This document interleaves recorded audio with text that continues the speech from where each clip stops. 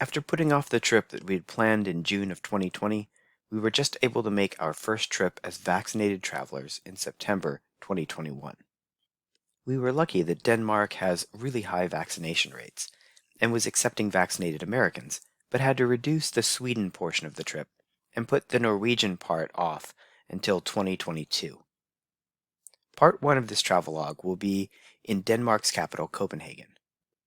We'd heard for years about how friendly, clean, pretty, and easy to get around Copenhagen is, and it lived up to its reputation in every respect. It's a beautiful, central planned Baroque city with canals, and of course, this famous sculpture commemorating Hans Christian Andersen's Little Mermaid. Part 2 is the road trip portion we had to improvise, and as a result, made us fall in love with all of Denmark.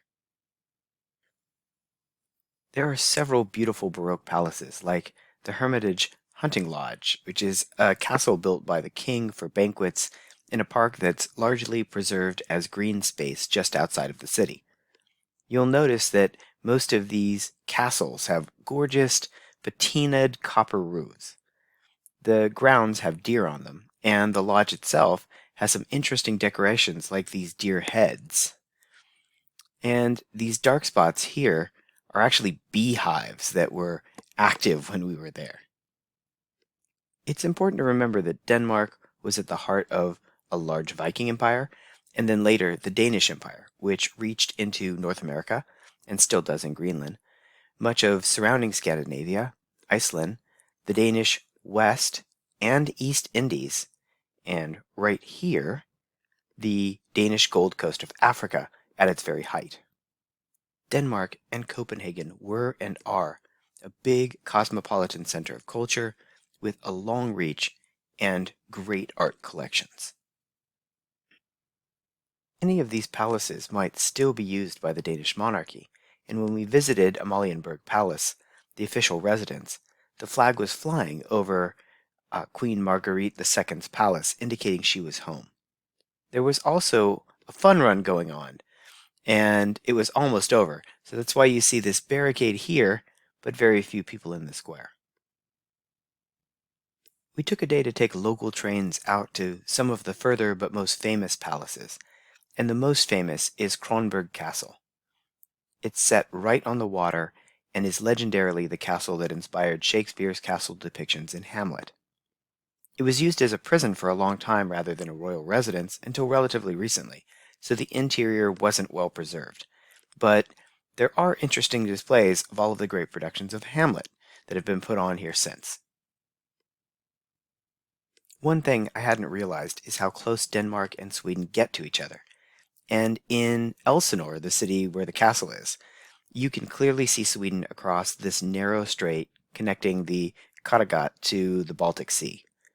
There's actually a car ferry here running several times a day between the two countries.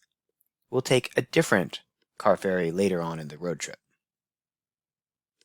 Frederiksberg Castle is probably the other most famous castle and really showcases the red-fired brick and copper roofs of Danish Baroque palaces. This was a once-in-a-lifetime opportunity, with very few people visiting the more remote locations during the pandemic, so we got to stroll the palace virtually alone. You can see that Denmark participated in the same types of Orientalist tastes that many other European empires did, mixing Baroque and Asian decorations freely.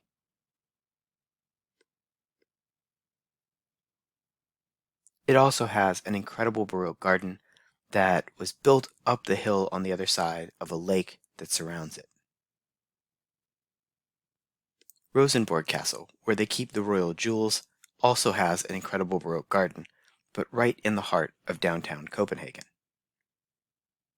The day we arrived in Copenhagen was the day the Danish government declared victory in the war on COVID. The vaccination rate was in the 70s, nearing 80%, and people were out to party. It's also a very green city, so this is a bike park a block away from a stadium concert near where we were staying with friends. Thank you, Ajay and Elena, for sharing your home and your Copenhagen with us. as well as so many great meals. On our first day, we went out and tried smørrebrød, a Scandinavian tradition that gets described as an open-faced sandwich. I don't think that description does smørrebrød justice. These are amazing combinations of flavor over a single piece of bread, usually Danish rye bread. You also need to eat them with a fork and knife. So I thought it had just as much in common with like a tostada in form, just on bread and not spicy. This is a selection of some of the more exotic ones I had. The first is smoked eel, scrambled eggs, and chives. The far right is rolled lamb's belly, the bacon cut. The middle one was called the veterinarian's midnight snack, so I had to order it. It was pork liver pate on corned pork fillet. They were all amazing. There are several amazing public museums in Copenhagen, and we particularly enjoyed the National Museum. I always love discovering local traditions and takes on classics.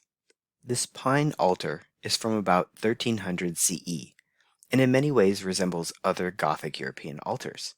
However, the gold is applied to Mary's hair, transforming her into an image that could be mistaken for a Viking princess.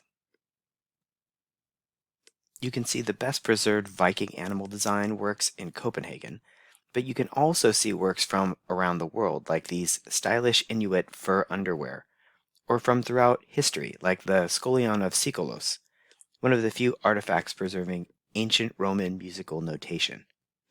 Unfortunately, the world-famous Design Museum was closed, so we'll need to do that when we go back.